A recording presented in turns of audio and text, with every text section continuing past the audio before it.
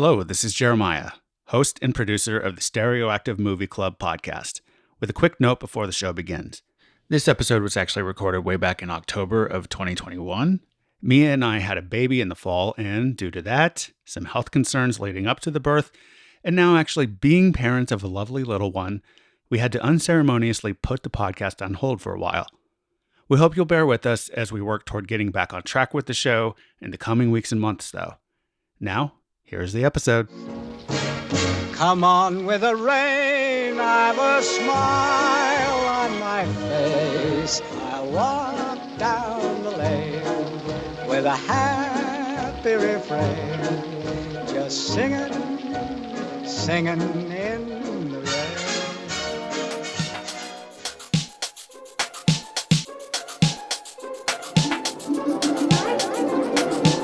Stereoactive Movie Club.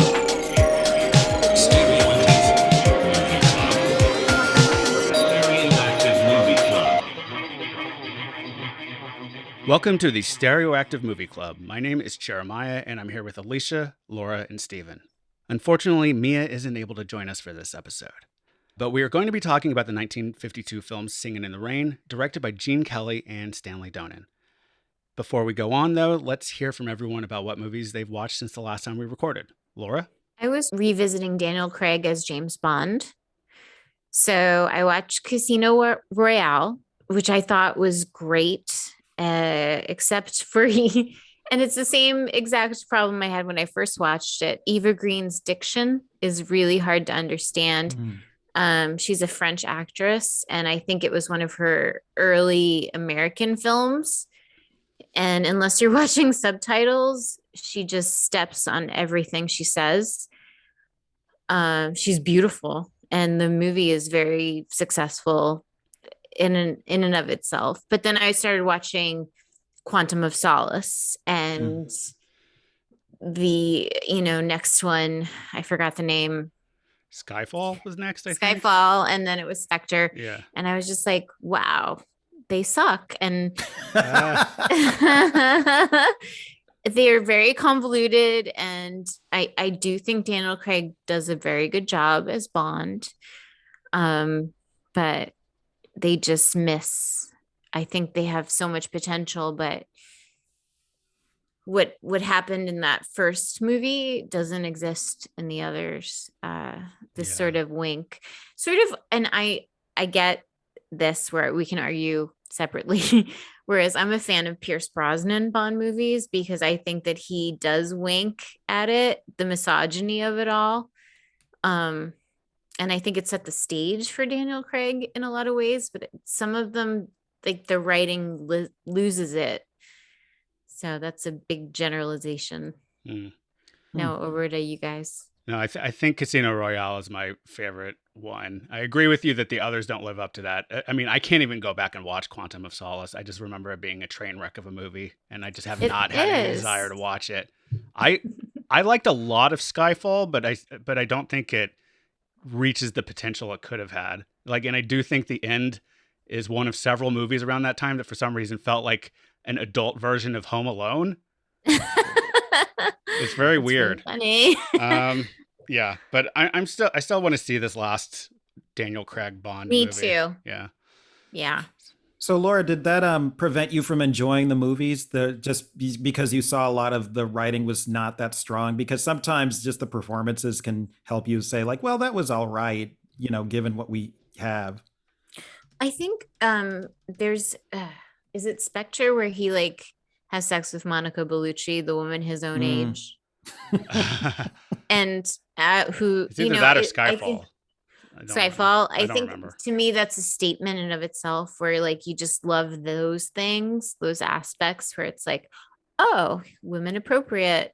There's different things fighting each other in those movies, whereas something like Quantum of Solace, you get Gemma Arterton, or however you say her last name, for 5 minutes. And I mean, I think in a way it's a statement of how he doesn't care after he's been burned, but it's offensive as a woman Mhm. to be like, I can't find the stationery. Come help me. And it's literally 5 minutes of she hates him and then they're doing it. Hmm. I don't know. I have a lot of conflicting feelings about those movies. I did think Javier Bardem was really good in Skyfall, though. I like his performance in that. I think that's great that you love that. Wow. He just sort of is a little too old country for like Sure. It's very No Country effective. for Old Men.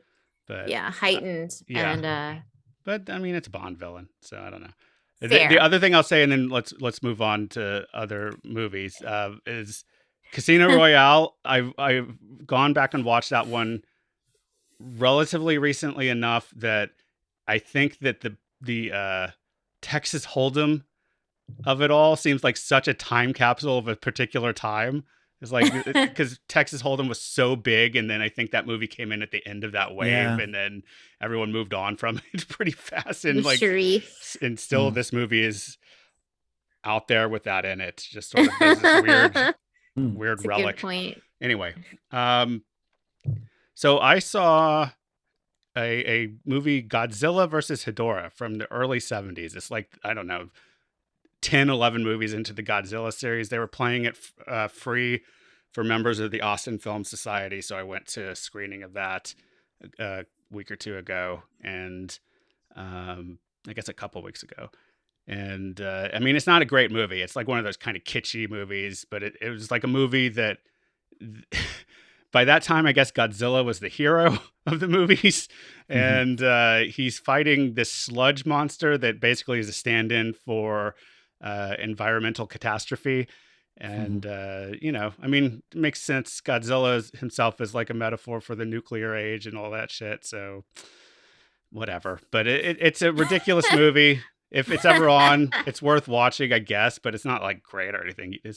And then the other one I saw was The Many Saints of Newark, which was meh, whatever. It was okay. Like, there's nothing particularly bad about it. It's just sort of like a mediocre-ish movie, a well-made, like well-crafted movie that's just sort of middling entertainment connected to The Sopranos. So who's in that? Who's in that, Jeremiah? Well, Gandolfini's son plays young Tony, and he's pretty good. Like, all the acting is good. All the direction is good. And then what's his name? I forget the guy who's playing Dicky Moltisanto. Alessandro Nivola. Yes. And he was good too. And Ray Liotta's in it. And that's all I'll say about that. I thought Ray Liotta was good. I just don't want to give anything away about it. It's worth seeing if you're into The Sopranos, because I think it's interesting. Stephen, you'll probably be the only one to appreciate this joke. I was thinking of it along the lines of the X-Men movies. This is Sopranos Origins, the TV tray. Anyway, Stephen, what about you? Oh my gosh. I saw two movies. I saw The Parallax View, which was made in 1974, and it was a thriller with Warren Beatty, and he's for those who have not seen it, and he's like a crusading reporter.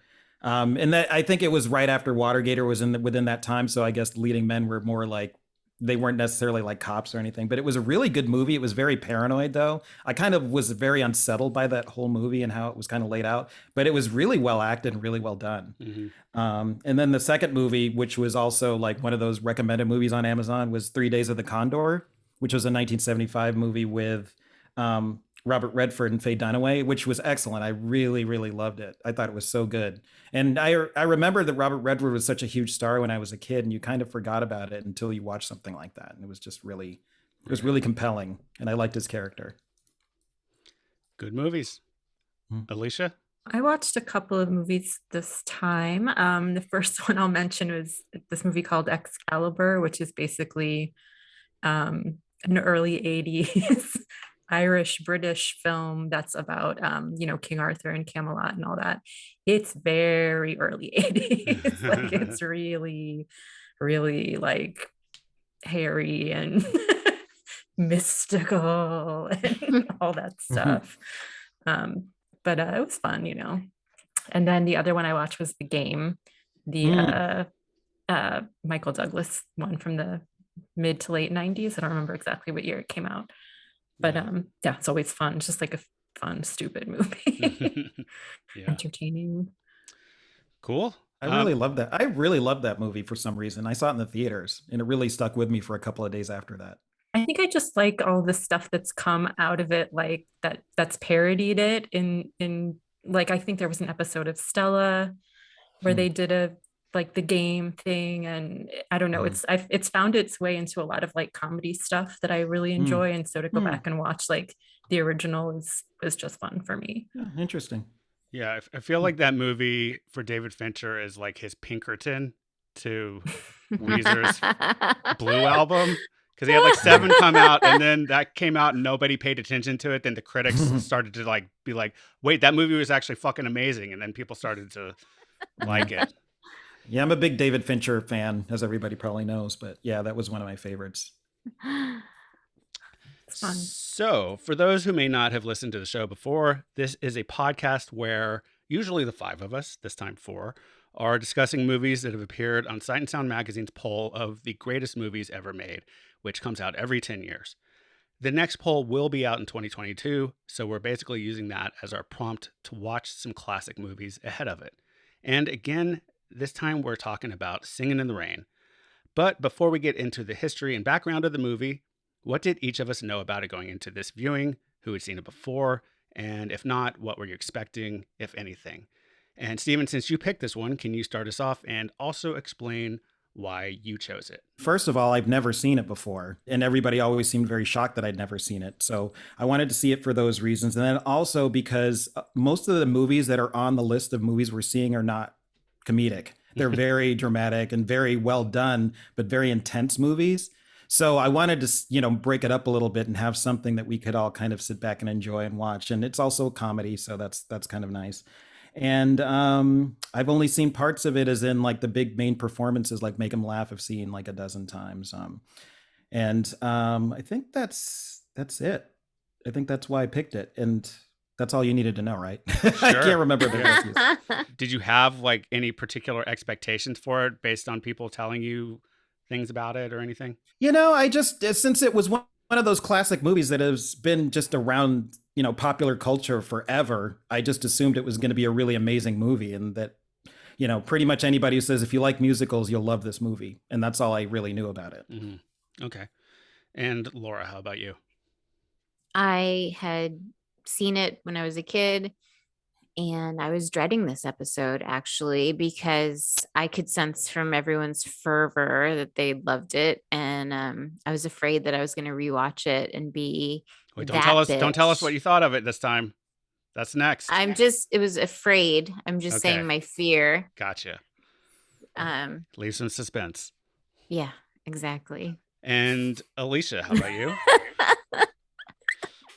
Wow, now I'm in so much suspense. I don't even know what to say for myself. No, I think actually I'd seen scenes of it, kind of like Steven. I'd seen like the big numbers from it over the years growing up. I don't think I actually watched the movie itself until I was probably like 30 or something. It was kind of one of those things where I was like, oh, this is a movie that everyone like raves about. And, so I've seen it several times since then. And yeah, always enjoyed it. So, and I saw it for the first time as a kid. I think it was like on AMC back when, as we've talked about in previous episodes, they actually showed old movies.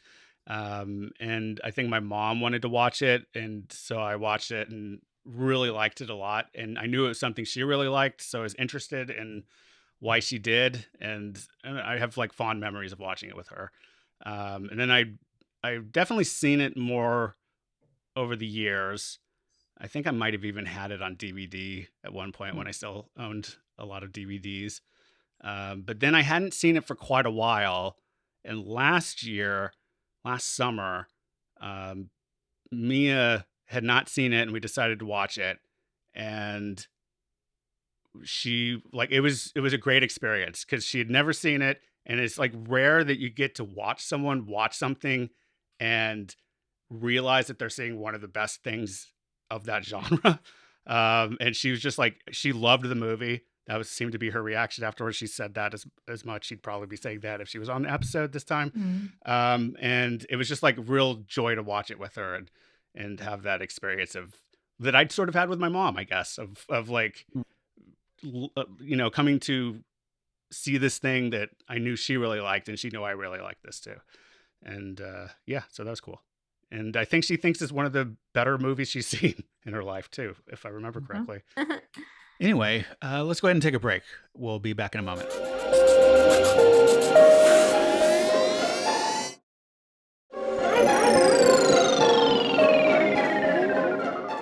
And we're back.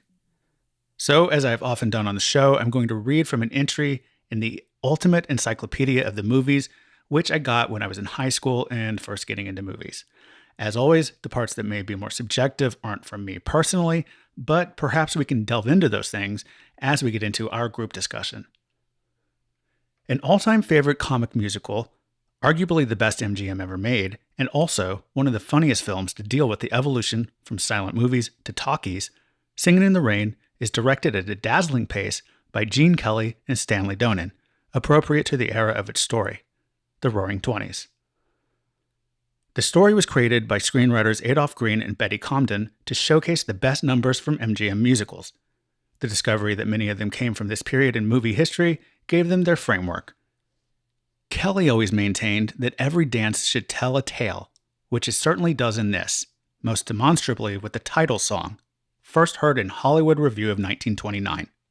Kelly's show-stopping version of the number, as he saunters and splashes through the puddles with the joy of his newfound love for bouncy flapper heroine Debbie Reynolds, was described by one critic as the most enchanting dance in history, and must be one of the most often seen film clips.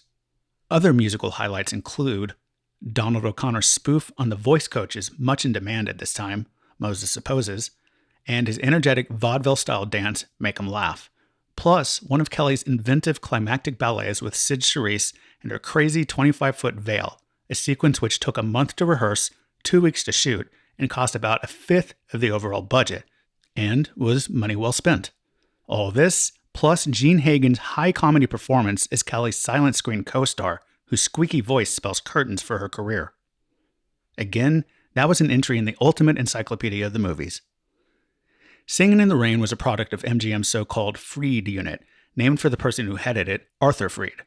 Before this film, Freed worked on many of the best-known musicals, both historically and of their respective days. The Wizard of Oz, Babes in Arms, Meet Me in St. Louis, Ziegfeld Follies, Easter Parade, On the Town, Annie Get Your Gun, Showboat, and American in Paris. It was after working on An American in Paris, which featured music by George Gershwin and went on to win 7 Academy Awards, including Best Picture, while becoming one of the top 10 highest-grossing films of 1951, that Freed decided to put together another musical featuring pre-existing music by a specific songwriter, namely himself, along with collaborator Nacho Herb Brown. The resulting film features tunes the duo wrote for previous MGM musicals. Screenwriters Betty Comden and Adolph worked on the initial draft of the screenplay, with Gene Kelly and Stanley Donen jumping in to collaborate on adjustments to the story once they were done with American in Paris. Debbie Reynolds, who was not a dancer before the movie began production, had a particularly rough time making the picture, with Kelly being rough on her throughout and one extremely long day of shooting a number resulting in bloody feet. In 2003, she told the Saturday Evening Post that Singin' in the Rain and childbirth were the 2 hardest things I ever had to do in my life. And the famed Make 'Em Laugh sequence reportedly left heavy-smoking Donald O'Connor recovering in a hospital bed for several days.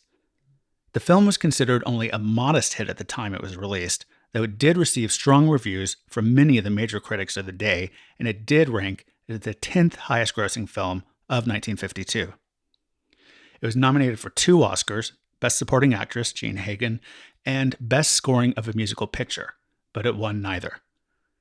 The Academy Award for Best Motion Picture that year went to Cecil B. DeMille's The Greatest Show on Earth, and that film was also the highest grossing of 1952. Over the nearly 70 years since its release, Singin' in the Rain has arguably become one of the best-loved movies of all time, especially as far as Hollywood movies go. It was among the first batch of 25 films considered, quote, culturally, historically, or aesthetically significant that the Library of Congress recognized in 1989 for its National Film Registry. And it was included in AFI's 100 Years 100 Movies list in 1998, ranked at number 10, then rose to the number 5 spot when the list was updated in 2007. AFI also listed it as the number 1 greatest movie musical of all time in 2006, beating out West Side Story, The Wizard of Oz, The Sound of Music, and Cabaret in that order. For our purposes, the film first ranked in the top 10 of Sight and Sound magazine's Critics Survey of the best films of all time in 1982 at number 3. It was then runner-up in 1992 and at number 10 in 2002. And though it didn't make the top 10 in 2012, it was included on the full list at number 20, right behind Andrei Tarkovsky's Mirror and just ahead of Michelangelo Antonioni's La Ventura, both of which we've discussed in previous episodes of this podcast. Ben Gibson, director of the London Film School, put it on his list saying, quote, through the faked up DIY of Singin' in the Rain, seemingly a mad throwing together of stuff that somehow just gels, we're allowed to feel the joy of creativity and to glimpse the very human face of genius. It's the least improvised film, providing the most thrillingly spontaneous feeling to be had in a cinema. Singin' in the Rain also came in at number 67 on the 2012 Directors Poll, and among the directors who voted for it were Francis Ford Coppola and Mark Webb. Stephen, since, again, this was your pick, can you start us off with your thoughts on the film after viewing it and whether it lived up to your expectations? Yeah, I really enjoyed the movie a lot, actually. It's a rare experience when I watch something and I just smile all the way through when I'm watching it. And it was just like, maybe I was in the mood to watch something that wasn't so dour after watching the other two movies that were kind of downers that I'd watched over the last couple of weeks. But yeah, I just smiled all the way through, and it felt like it was just an overwhelmingly positive movie. And also, like, the dance numbers were just incredible to watch and very intricately produced and put together.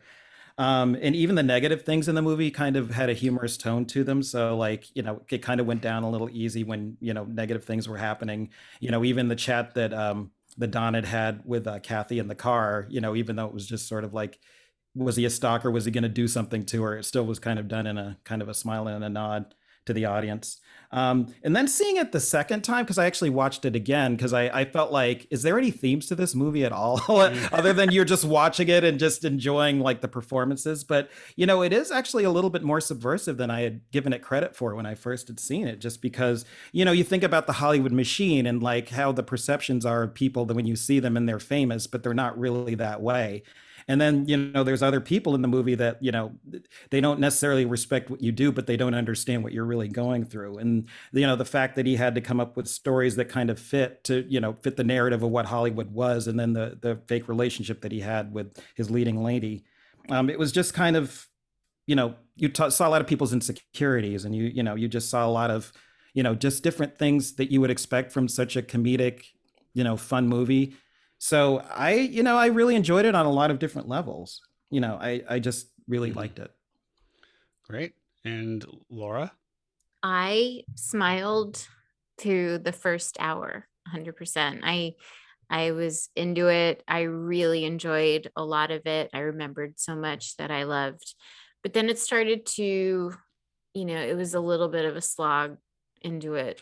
Gene Kelly didn't get out of his way at all. I could pinpoint it, and I don't want to offend anyone, but as soon as we got to gotta dance is when I started getting really tired of the whole thing and the narrative and how they just invented this new movie to go along with the other movie, and they ended it really well, and they wrapped it up perfectly, but I think it got really tiring around that part, and it always did, and I remember it for that reason.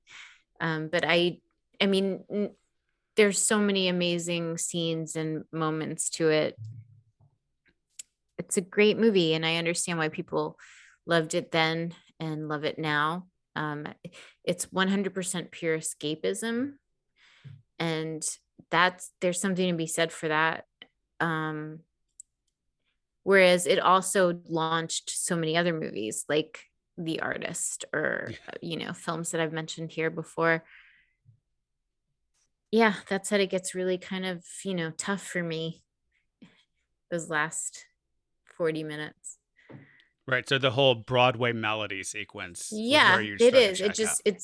It has nothing to do with the early concept of Mm-hmm. the dueling, Right. and it's just him doing his thing, and I get it. And it's also, interesting and beautiful for what it is, but in the context of the film, I'm just at that point really tired of it. And I've always been from since the first time I saw it. And I didn't realize when it went bad for me before until I watched it again. I was just like, yep, this is where I'm like, someone needed to reel him in, and they didn't, because he was the star and the director and the choreographer. And so I understand people love it. Nobody needed to reel him in because this movie is very successful, obviously. But in my mind, it needed to be 15 minutes shorter. Okay. And Alicia? I think if you're not a musical person, I definitely can understand how it drags. And I definitely have some nitpicks with it too that somewhat align with what Laura was talking about. But I do I just think it's fun. Like, it's probably the most fun musical that is out there, because there's definitely like West Side Story and Carousel and Showboat and like these other ones that deal with like some like serious themes. And this one doesn't. I mean, it has themes and stuff, but it's like, it's pretty frothy and it's just like fun. So that's always enjoyable.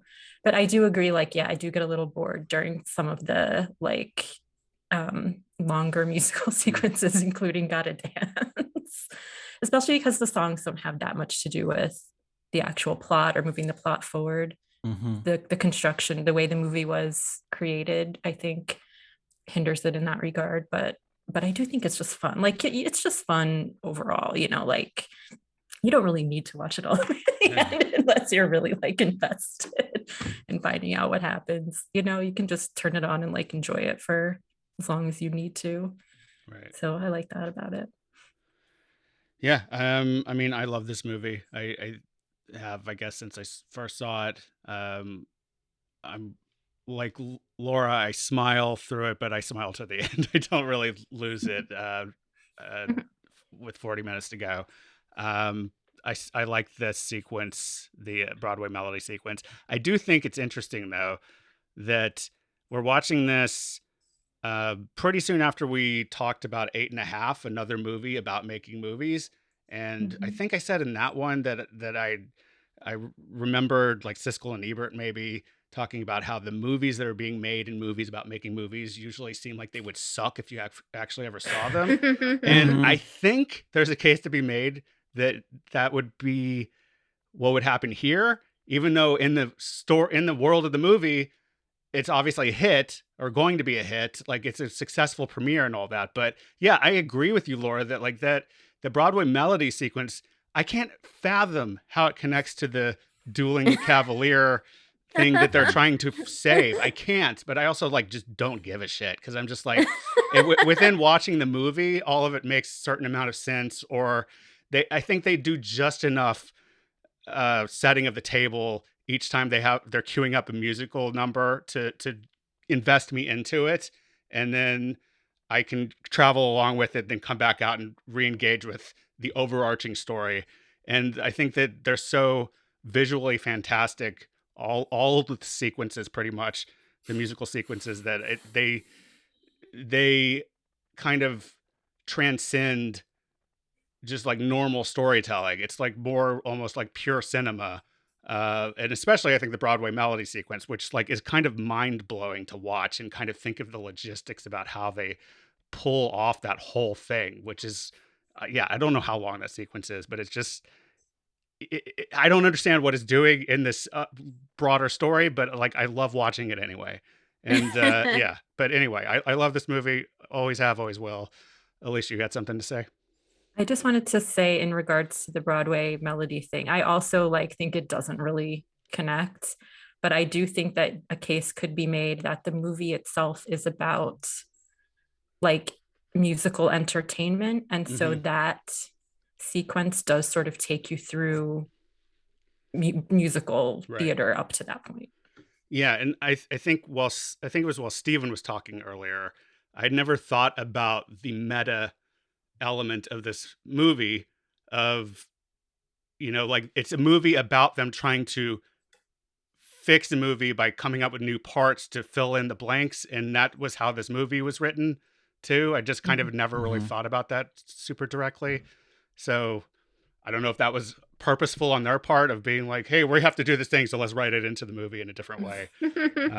But yeah, I don't know. I think they solve for the disjointedness that should be there in the movie, but and then just gloss over it with like the just thrilling dance sequences and crazy filmmaking. That is just I, like I've never seen a musical as good as this. I think so. Anyway, Yeah. Who doesn't want to see Sid Charisse dance? yeah. That was just phenomenal. That was my favorite part of that whole interlude part. Just Hmm. seeing her was just incredible. With the Yeah, the scarf. dance with the veil. Yeah. Yeah. Yeah. And even her in the Gorgeous. green outfit when she was dancing around, Hmm. it was just really just mind blowing. Right. Yeah, she was a hottie. Yeah. Apparently, they had to cut something out to make the censors of the day happy, and which when I was reading this on Wikipedia, I recognized what they were talking about because like I noticed it this time. I'm not sure if I noticed it previous watches and had just forgotten about it, but there's a weird thing when she's like in the green dress and they're dancing really close in the nightclub, I believe it is, Mhm. and all of a sudden there's like this weird jump cut Hmm. where they're suddenly in a slightly different position, and I guess the theory is that that's where the cut was because there's no notes about what the cut was or why they had to make a cut. It was something about the move was slightly too suggestive or provocative in some way. But yeah. That was supposed to be Debbie Reynolds. I don't know if the story and narrative would have been similar, but her dancing Mm. was supposedly not up to snuff. Mm. Yeah, she was Um, a gymnast, not a dancer, I Right. think I yeah. read. Yeah. So they created that whole other scene and scenario. Right. And I think to Alicia's point, I think you said this that sometimes you'll find yourself like kind of disengaging with parts of the movie. Mhm. I think I've watched it enough times where that has happened for me in different places on different watches, and like so like I'll go in thinking like the veil sequence. Oh God, here this comes, and then I'll watch it, and I'm just like entranced this time through for some reason. Whereas last time it bored the shit out of me, maybe, or not bored me, but at just some point I realize I'm not paying attention anymore. Yeah. Mhm. And I think that's happened for me in other sections of the movie. I mean, there's certain ones that every time they just connect for me in a big way, but yeah. Like what parts? Well, I'll get to that. Okay. Well, do you think that the movie suffers from the fact that the plot was written around the songs as opposed to the type of musical where the songs are written Right. based In on the service of plot? in Yeah, in service of the service plot. of the plot. Yeah. It sounds like that's the case for you. For me, like Yeah. I think that they do a pretty good job of stitching it together and motivating each number enough for me to kind of not care if it's disjointed. Mhm. I think that's what I'm trying to say is I think the quality of the filmmaking, like the high quality of the filmmaking, um, gets me past any sort of story hangups that I have throughout the film because I'm just like I don't fucking care. Like I'm enjoying watching what they're doing in this moment right now, you know. But it doesn't sound like that's the same for everybody here, and that's fine too. Yeah, I think it just takes me out of it a little bit sometimes. Right, I get that. But it's still fun. Like, I mean, I could watch Make Them Laugh over and over just on repeat. That would be fun. That would be like a 2-hour movie for Right. me. We'll get to like our favorite scenes and stuff like that towards the end as we normally do, but what is everyone's usual take on musicals or enjoyment of musicals? Like, I tend to like them. To me, they're just another type of movie. And if it's a good one, I like it. If it's a bad one, I don't. But I know some people just can't stand musicals. So where's everybody on that spectrum? They're not my like go-to. I did have a period when I was like 12, 13 years old where I was like obsessed with them. But then I think like as I got older, the just ridiculousness of like bursting into song and everybody doing choreographed dance moves and stuff hit me at some point, and I was like, oh, I don't know if I'm enjoying this anymore. But no, I'm kind of at the point now where it's not my like go-to, but I can watch and enjoy some of them, and obviously this one I can enjoy, and yeah, so that's where I am. Steven. I can't say that I'm a huge musicals fan. I do like musicals, and I feel like I do like them more when there's definitely a narrative that's there. Like I really like Dreamgirls, seeing that, and I also like Chicago. And maybe it was the direction, or maybe it was the story that kind of compelled me. But if it's in service of the story, like the numbers, I tend to enjoy it a lot more. And with this one, I felt like I've seen enough of those. Singing in the Rain. That's what I'm talking about. I've seen enough of those kind of Hollywood movies within a movie, that I accepted a lot more of it than I would have if it was like a narrative that was kind of more straightforward. Since they were kind of in the mix trying to figure out how to make this movie, I was okay with it not making a whole lot of sense, or like you said, Jeremiah, stitching things together. So I feel like I'm okay with that. So I feel like overall, like I can enjoy it as long as the music and the performances are in support of the story. Right. Laura? As a genre, I've never kind of isolated the idea. I like a lot of them. There's some that I don't like. I enjoy fun movies, and even though I may sound critical sometimes, I don't know, of stuff. I even enjoyed this one, and I still do. So I would never say I just hate musicals. I just think it's a little bit reductive to put it like that. I do think it's an interesting question, especially now with a film like Annette coming out, where I tried to watch it and just didn't jive with it. And I know that a lot of people loved it. So it's like a new take of that Adam Driver film. I don't know the director offhand. Leos Carax, or I don't know how to pronounce his last name. But yeah, I found that really tough. And so yeah, I would never put that like an official, like, no, can't do musicals, I'm too cool ever for anything. Gotcha. Well, what does everyone think of the particular topic of this movie, of it being about the transition from silent pictures to sound or talkies? Like, what do you think of the portrayal of that time? I know it's a heightened one, obviously, because it's this MGM musical, and maybe it's like rose tinted as well. But what is everyone's take on that depiction? I do think it's rose tinted, but it's also not as didactic as something like The Artist. They deal with, it's very similar themes, but it's done, a little bit more subtly than a film like that.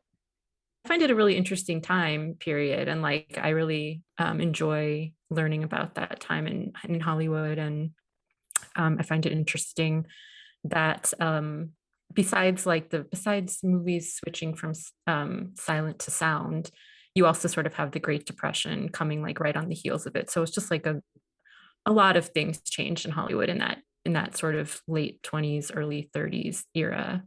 I definitely think this is like a rose tinted view of that time period, but it's a 1950s take on that time period, and it's a comedic take on it. So yeah.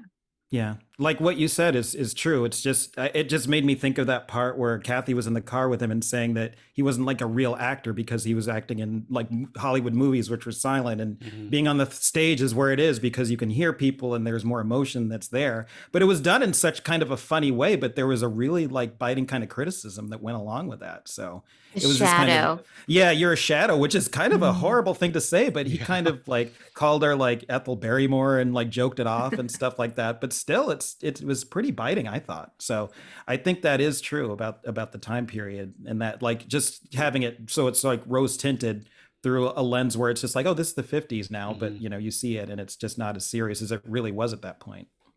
Yeah, and that biting remark sticks with him too. You know, it's not just that he has like a crush on this girl he had a meet cute with. It's he's actually haunted by what she said to him because he's like, oh fuck, is that what people think about me? And, yeah, well, he thought he was a fraud too, or Yeah. I think initially because of his whole backstory that he completely made up for the right. for the press. So I think he had been Dignity. thinking, yeah. Yeah. I like that she negs him. And it worked. Good It point. worked. Good point. Right. Yeah, I think for me this is another one where because I saw it at a certain age, it like played right into me becoming like getting really interested in movies as a medium and just like the history of them and all. And I thought this was like so intriguing a story to watch. I was like, oh my God, is that really like how this happened? Were there, like, is this what they had to do? Like the scenes of them with the microphone, like they're not as interesting to me anymore, but I remember being so interested the first time I watched it or the second time I watched this movie of like, oh, this is like how they had to figure out how to do this, how to record people. And, like I found out more about that later on, like the reality of it and how crazy it was. And, like the lights had to get hotter to keep up with the film being faster, et cetera, et cetera. And it just made like It these was, sound stages yeah. terrible places to be, even more so than maybe they had been. But I think that they get the essence of the annoyance of it for people who are already doing it, I find it entertaining. Alicia? It also shows you like how proficient the actors had to become because before they were just doing kind of whatever, worked, through pantomime. Or they didn't have to be saying any specific lines. They didn't have to, they'd have to memorize lines. They didn't have to really do too much technical stuff besides the movement. But once sound comes in, you're doing lines, you're doing, where's my microphone? You're doing like you're doing the movement, you're doing all the things. So I find that really interesting because you just don't really think about it until you see it, happening. Right. Stephen? Yeah, it kind of played into how we first see Lena because she's a silent actress and she doesn't talk at all, but yet you can just see on her face what kind of person you think she is until she opens her mouth. And it completely changes how you perceive her just because you can actually hear her.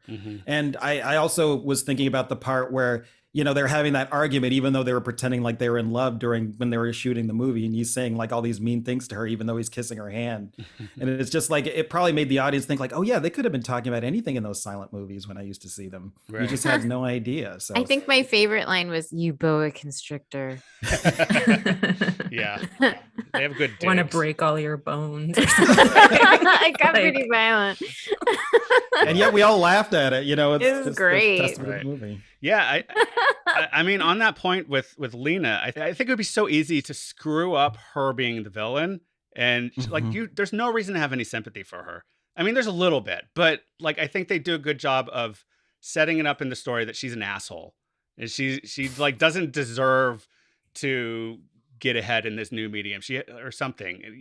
Like it would be so easy if this wasn't done right to see Dawn and Cosmo especially as like just super assholes that you cannot get on the side of for the way they treat her, and I think they balance it very well. Laura? I think that you're extremely right. I think they roll it out slowly, the level of asshole of which she becomes. It reminds me a lot of Bullets Over Broadway in the Oh, sense yeah. she's like charm, charm, charm, charm. It's like here's this annoying woman who just gets insufferable as it goes. And not that I would know anything about that.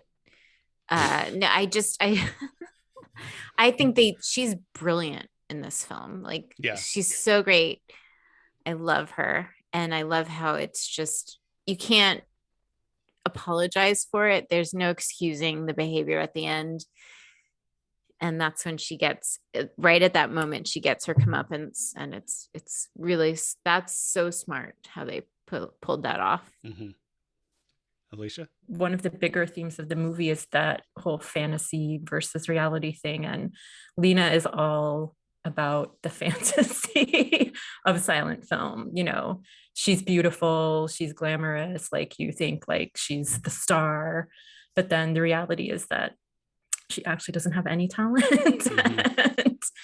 And she can do, you know, what she does, but she doesn't have any actual like dramatic acting skills. She's not a singer, she's not a dancer. Kathy comes out and she's the future, basically. She's the like real talent. So yeah, I think they kind of have to lean into Lena being the villain of the piece because they're celebrating, you know, expression. Yeah, and I think that maybe brings us to Stephen's question he had for all of us. So Stephen, do you want to hit us with that? Sure, yeah. Because as I was watching this movie, I just noticed that a lot of the people in the movie kind of either weren't happy with themselves or felt like they needed to change the perception of who they were in order to kind of get ahead. Like, you know, we were talking about how Kathy pretended like she didn't really know who Dawn was, but she did know when you find out a little bit more about her. Or even like Lena's voice, like you didn't know who she was until you saw it. But even though things worked out in the end and the movie was a success at the end, like, do you feel like success really trumps honesty in this film? You know, it's the end game was really the more important thing than the actually being honest about the problems. You know, because I feel like with Lena, like if they had been honest with her at the beginning, saying like your voice is like not up to snuff, there might have been something else they could have done with her to make her a success, but they never even addressed that with her at all. So there were certain things in the movie that I felt like if people were more honest about it, that it would have gone better. But the movie was a success in the end. So that was really like the ends justified the means. So I was just curious, do you feel like success kind of trumps the honesty part? Right. Well, I think they do try to address it with her. They do get her a diction coach and who fails miserably at her task. Yeah. But yeah, I mean, I don't know. It seems like they kind of take the approach of we can only do so much for this lady. She's a lost cause. I don't know, which maybe is completely unfair.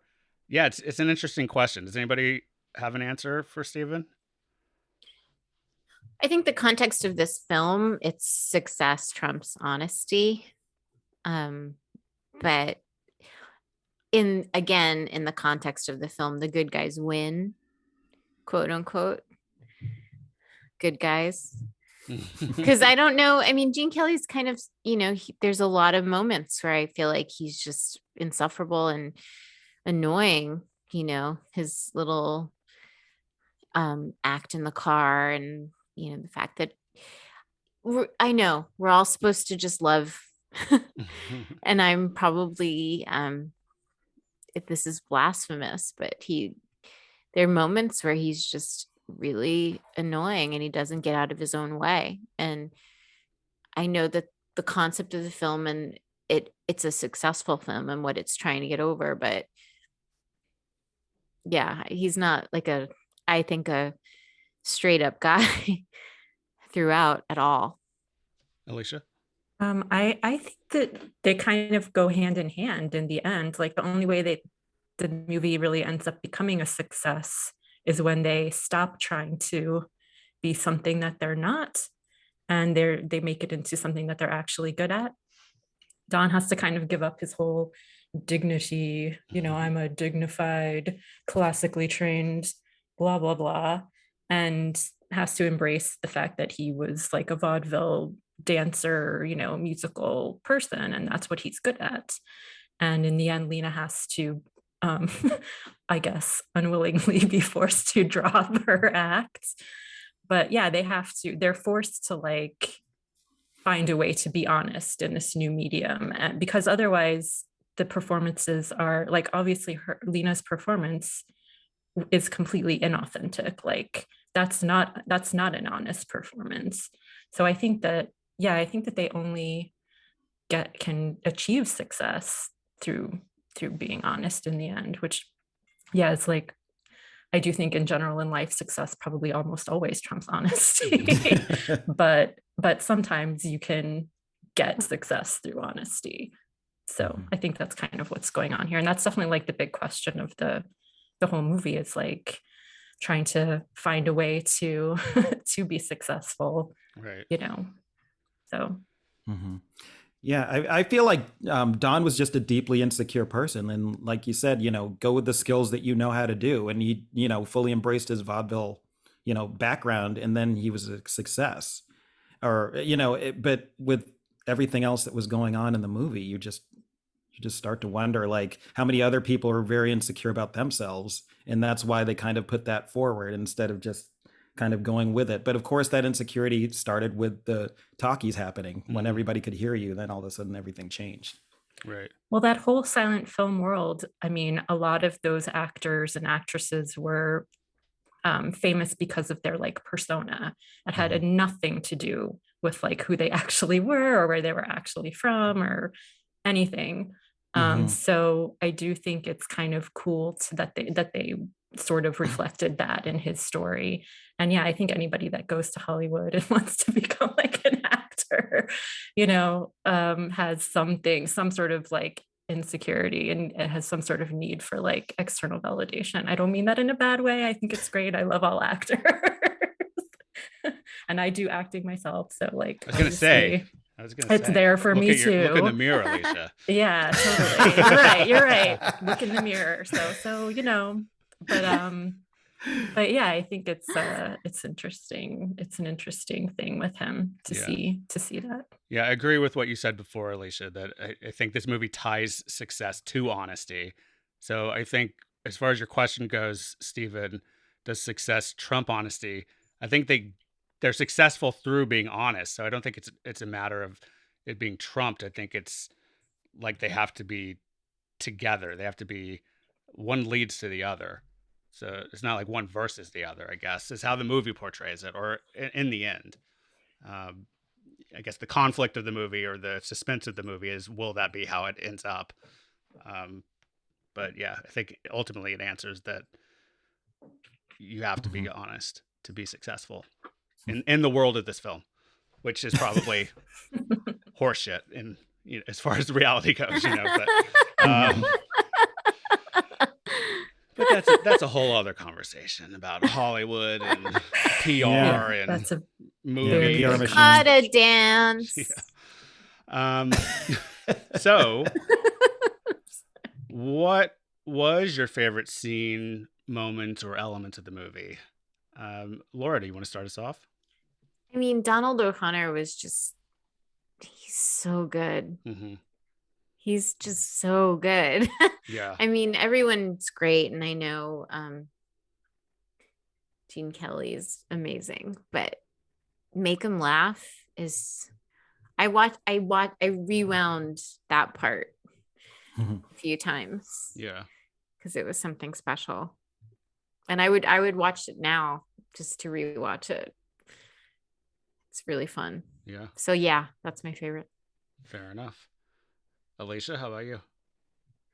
I also love Make 'Em Laugh. I mean, I love Singing in the Rain too, and I love the dance sequence with Sid Charisse with the huge flowing veil. Like, I just think that's just visually stunning. Yeah, so I think that I would have to like sort of do some sort of combination of all those three. It's hard for me to like choose out of those three, but yeah, I also agree, like Donald O'Connor should have been the leading man. Like, I just find him more, appealing than Gene Kelly, but obviously Gene Kelly is extremely talented too. So yeah, I just enjoy watching the musical and dance sequences. Yes, I will. I will second that Gene Kelly is kind of talented, or whatever however you put it. I mean, just watching him move, it's like, I mean, all of them. Like, I don't understand how people can physically do the things they do in this movie. I mean, I think, like you guys are pointing out, with the make him dance sequence, like it's to a whole other level when he's like jumping off of walls and running in circles on the ground and shit. It's crazy, but yeah, like I think After they're all Steven super and you guys talented. all answer, I have another point about my favorite scene. Okay. Well, I'll go ahead and say my favorite scene is probably. I agree with you both about make him laugh. Like I could watch that any day, over and over again. But I think every time the actual singing in the rain sequence is coming up with Gene Kelly out in the rain after saying goodnight to Debbie Reynolds, like I'm always like on the edge of my seat waiting for it, and I love it every time. It's like one of the most sublime things ever put on film, and I love it. And I don't know how much of it is like, I think around the same time that I saw this movie, I was also playing drums by then, and I think I'd been like turned on to this like compilation of world music, and there was this thing about water drumming that I was like, I can't believe there's people who drum on the water, and like you listen to it and it sounds like insane. And I think that his tapping in the water is very close to that, and I like it as a percussive thing too, as a musician and a drummer. So I think that's part of why I gravitate towards that. Steven, how about you? Well, I'm going to split mine into two. I guess we should have done that to begin with, like what's our favorite number and then what's our favorite moment.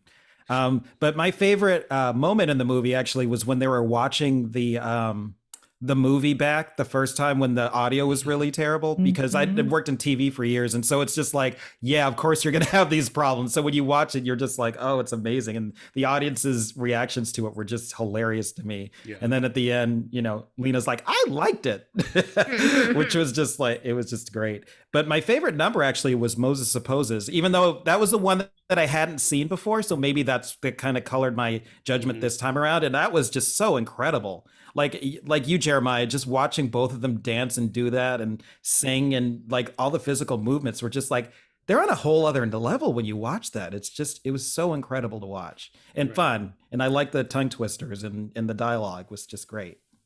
Right. Laura, you had something else?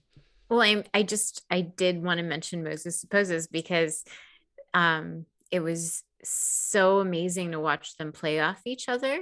Mm-hmm. And Donald O'Connor is just amazing, but he is the perfect guy next to Gene Kelly in those scenes and the dancing. They're both amazing. They're both on point, but Gene Kelly's got the swag the entire time, whereas Donald O'Connor's like the perfect accompaniment. And it's incredible. It was just incredible to watch them on that desk. Right. You know, yeah, it was really special. Alicia? Yeah, nobody mentioned the good morning sequence, so I had to like bring that up too, because Debbie Reynolds like ended up with bloody feet or something while she was trying to learn it. And it's also like an incredible dance musical sequence. So I wanted to just like mention that one too. Yeah. It's always amazing to watch these and then think like, how many times did they have to do all of these to get these takes? It's just mind boggling for me just to think about all the practice and all the work that they did to do these to make it look like it was effortless. And they just decided to break out into song or break out in tap dance. Yeah. What was the thing about the veil? It was a sequence which took a month to rehearse, 2 weeks to shoot, and cost about a fifth of the overall budget. Wow. Which is crazy. It's crazy. Okay, so how about we take one more break, and then we'll come back, share our final thoughts on the film, and get into our bonus questions and all that stuff.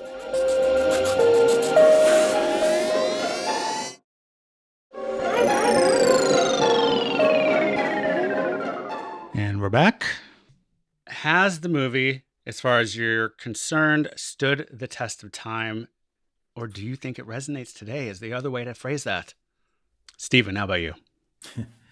I do think it stands the test of time in that, you know, when you think about filmmaking and how that it was accomplished, it's definitely stood up. And it is one of those classics that still people can watch of all ages and get something out of it, I think. And then even the story itself about Hollywood and how, times change and some people get left behind and some people become stars that you wouldn't think would become stars. And then just like who you think you are as a person. And, do you have to tell the truth in order to get ahead, or does success just kind of come? And we've kind of answered that question a little bit during the podcast. But yeah, I believe it has stood the test of time. Okay. Laura? Absolutely. I do think it stood the test of time. And does it resonate? I mean, what, to Stephen's point, it's just, there's always an evolution and, the evolving genre of filmmaking, and things move forward, and you're either go with it or you get left behind. And I don't think that's ever going to stop. So I think this is a really good illustration of that. I mean, there's moments for me that feel a little dusty, which I think I've talked about, but I think it would have felt that way at the time. I mean, I just think there's just Gene Kelly's, he's amazing, but he's also, there's parts where I would have liked him to get out of his own way a little bit. But I don't know if that has anything to do with the quality of the film or how it stands the test of time, because it just does. Right. I'm just being that bitch. Sometimes gets a little tired of it after a while. Well, I'll piggyback off of what you're saying, because I think I understand what you're saying about Gene Kelly. Like, I think I've grown to love his performance over the many viewings I've had of it. I think probably the first times I watched it, as much as I enjoyed the movie, I did think he was a fucking cheeseball, and it took a while for me to just be like, whatever, look at what he's doing. It's literally a special effect of like a human special effect. Like, how is somebody doing these things? And I think for that reason, to me, it clearly stands the test of time, because it's just like this document of talent from all these people. I can't imagine it ever not being engaging to somebody in some way. Like, I think you'd be hard pressed to find someone who could watch a part of this movie and not at least have to give it up for them for being talented, and both in terms of like the dance and choreography, but also the filmmaking and the singing and the performances of that sort. Like, sure, you could get down on the acting. It's early 50s acting in a musical that's harkening back to, like the silent era, switching over to sound. So it's like all over the place in terms of like what they're doing in terms of the actual acting, but everything else around it is just so fucking good. So yeah, it resonates. Alicia, how about you? Yeah, I mean, I think any time that you're seeing people like at the height of their powers performing and seeming, I'm sure they weren't having fun the whole time they were doing it, but projecting the idea that they were having fun. Right. And the songs are so fun that there's just something about it that captures that optimism and joy. Mm-hmm. And so, yeah, I think it definitely stands the test of time in that regard. So, yeah. And I don't know if this is a good bellwether of whether something does stand the test of time, but this is one of those movies that is referenced so often. I mean, even just thinking back to like A Clockwork Orange in a weird way. But then there's probably like a million sitcoms that have like had someone like in the rain dancing, and it's like immediately you're going to be thinking of this movie, whether it was intended or not, So I don't know. Do you guys want to get upset about something? Always. Are we ready? Yeah. Who are you talking to? Of course we do. Do you want to know my least favorite part in the movie? Sure. It's him dancing in the rain. Oh, fuck. Well, I mean, you're excommunicated. my stance is usually that everybody's allowed to like or not like whatever they want, but this one I'm going to say fuck off. No, I'm kidding. Fuck off, Laura. I'm kidding. And I deserve it. No, I'm kidding. Why don't you like it though? I'm curious. I was like, yep, nope. Okay. It just seems really disingenuous. And it's part of that time where I'm just like, he needed to get away from out of his own way a little bit. Okay. And I am so ready, and I really appreciate you guys disagreeing with me and telling me to fuck off for this exact reason. Well, I was joking But about I the thought fuck I off. would bring it up just because this is a podcast and conflict helps. Sure. Maybe. So yeah, that If was it I was bleeds, I it was watching leads. this and I was like, whoa, it's not doing it for me. Okay. Can we yeah. So Yeah, I'll say it wasn't my favorite number actually of the whole movie. I did like it, but yeah, I can see what you meant. And after a while, my eyes were kind of wandering after a while. So I'll admit that it wasn't my it feels favorite. so good right now. Just the I- fact that Steven sort of is okay with it means like I feel validated on so many levels. I'm not even kidding. I feel like Steven, I'll buy you dinner next week. And I didn't bribe him like beforehand. We didn't have a pre did not do discussion. this, but I would have if I don't had know. known. Shenanigans. Alicia. And I just say what I thought was the weirdest number in the musical was Yeah. the thing where they're going through all the women in the different outfits. Oh my And they're gosh! like- Oh yeah. That's always the weird one. Tennis Yeah. balls Beautiful and- girls are pretty Yeah. girls. I don't even Yeah. know. And the one with the trim your Your friend friend. monkey fur. Your monkey fur, I remember So that. I was weird. like, It's whoa, weird. that's But I think that's what some of those first musicals were, just like weird shit Just- like that. So Yeah. yeah. I kind of thought that, and I just love it because I love the fashion of the time and Mhm. ridiculousness that way. So I just rolled with it. Right.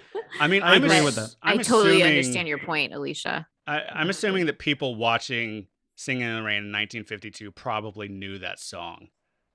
You know? Yeah, they probably knew most of Yeah, the knew song- most of these songs, of course. Yeah, but Yeah. I think that makes it make a little more sense of why that's in there, because that's probably the song that's least connected to anything else in the movie, right? Yeah, like Story wise or whatever. But all right, well, why don't we move on to our bonus question? Is related to this movie. It's kind of, you can answer either or. What's your favorite movie musical? Also, what was the first one you can remember seeing? And Steven, do you want to start us off? Sure. The movie that I remembered seeing was probably a lot of people's The Sound of Music, because it was on TV every year. And for that reason alone, it's just like one of my favorites, just because I just remember the songs. And, you know, in my elementary school, we'd do songs from that. We'd always sing that in music class. So that's one of my favorites. But then one that I don't know if it's my favorite, but it's up there, is Grease, just because that was also, I saw it when I was a kid, and it's just always struck me. And whenever it's on TV, I'll watch it. You know, no matter what, like I'll just turn it on. I'm like, oh, it's Grease, and I'll just watch the rest of it. So that's definitely one of my favorites. Okay. And I'll say that, yeah, Sound of Music, I guess, is probably the first I can remember watching, for the same reason it was always on TV, and we'd watch it, I think, every Easter, I want to say it was on one of the networks. I know, though, that the first movie I ever saw in a theater was Annie. I don't remember seeing it, but it's the story my parents have told me my entire life. That we got there late, had to sit on the front row, and I was just like looking straight up at the screen and just like mesmerized. But Aw. I think my favorite is probably either this or Wizard of Oz. And Laura, how about you? I remember Annie being one of the first that I've seen, which was great. And it was one of those films you just watch over and over, and you try to like, sweep the floor while you're doing the dance and have that hard not life situation, or like reenact with your sisters. Oh wait, nobody. We didn't all do that. And then, but my favorite as a kid was Xanadu, 100%. And it is a really long, odd musical. And but I remember it was mesmerizing for me. And it still is. I'll remember the Gene Kelly, Olivia Newton-John dance sequence forever. I can sing it right now if you guys want, but Please don't. Alicia Are is you sure? not Are you sure? enthusiastic about You your sure? choice here. Uh-huh. Sure? Really? Okay.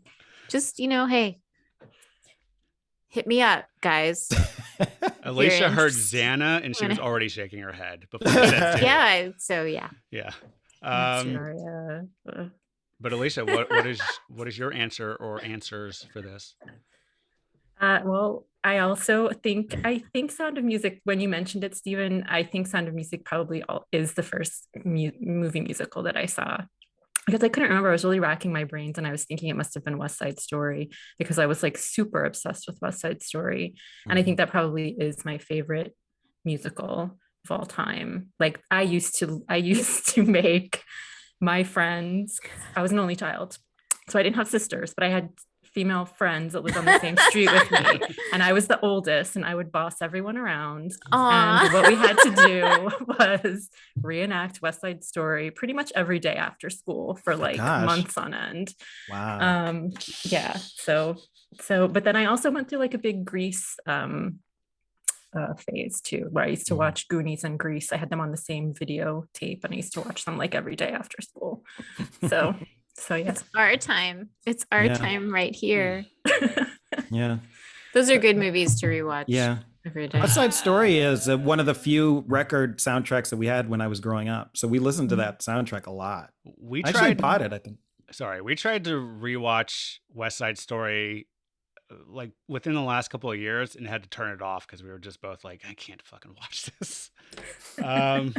Okay. Yeah, it did not hold up for me. I was just like, could not get I agree with you, Jeremiah. Yeah. Okay, well, let me tell you what I really think about Xanadu. Are you excited for the Fighting remake by words. Spielberg though, Alicia? I am interested. Yeah, I'm interested to see it because I also had the soundtrack Mhm. to West Side Story growing up, but I didn't have the movie soundtrack. I had the Broadway soundtrack. Mm. So I'm already kind of used to like knowing being it in a different. couple of different forms. Right. So yeah, I'm interested to see what Yeah. Spielberg does with it. And it's interesting to me that Tony Kushner wrote this version. I'm curious. So like what is the adaptation there? You know, like what are they doing different in this? What like that you got to imagine they updated something for this day and age. Having all Latinx people play. Yeah. actually Well, the parts, that's a good start, I guess. For sure. Hopefully Maria's voice isn't dubbed by someone. But Rita Moreno will come out against it. Well- Just kidding. She's just had some problematic quotes lately, but Yeah. I still love her no matter what. Well, and she was in this This. movie. Yeah. She was in this, which was yeah, yeah. crazy. She played Zelda, right? Yeah. Or Zelda or Zelda? I don't know. Zelda. Zelda with the Z, I think. Well, In the actually, beginning? can I throw in an extra question? Yes. What's everyone's favorite recent movie musical? Like something that's come out in the last like 10 to 20 years or so. Probably Dreamgirls. Dreamgirls was, I really like that. And I saw this in the theaters. I think I might have told you a couple of you guys. I saw it in Brooklyn. So people acted like it was like a real like Broadway performance because people applauded after the numbers and they were really into it in a different way than I would have expected just seeing it like as a normal movie. And I really liked it. Jeremiah, you? I really liked In the Heights, which is, I'm not sure how much is recency bias for me on answering that, but I really liked that movie a lot. Beauty and the Beast, the live action version of that, I thought was really well done. Oh, okay. And I like watching that a lot.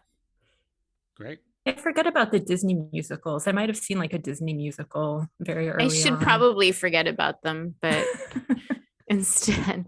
And then, I was really struck by this. This isn't a film, it's a theater thing. And the March of the Falsettos is a film from the 80s. It's sort of like Boys in the Band that I remember being extremely struck by. It's very dated and I don't think people are doing it much, but as a musical, I thought it was genius. Okay. Well, our next episode will be picking our next round of movies. So that's it for this episode of the Stereoactive Movie Club. We invite you to join us in our Facebook group at facebook.com/groups/Stereoactive Movie Club. You can also email us at stereoactivemovieclub@gmail.com, or you can send us a voice message on our show page at anchor.fm/Stereoactive Movie Club. Please rate and review. Bye.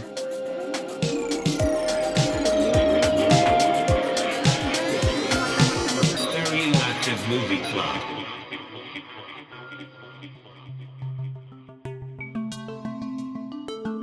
This podcast is produced by Stereoactive Media.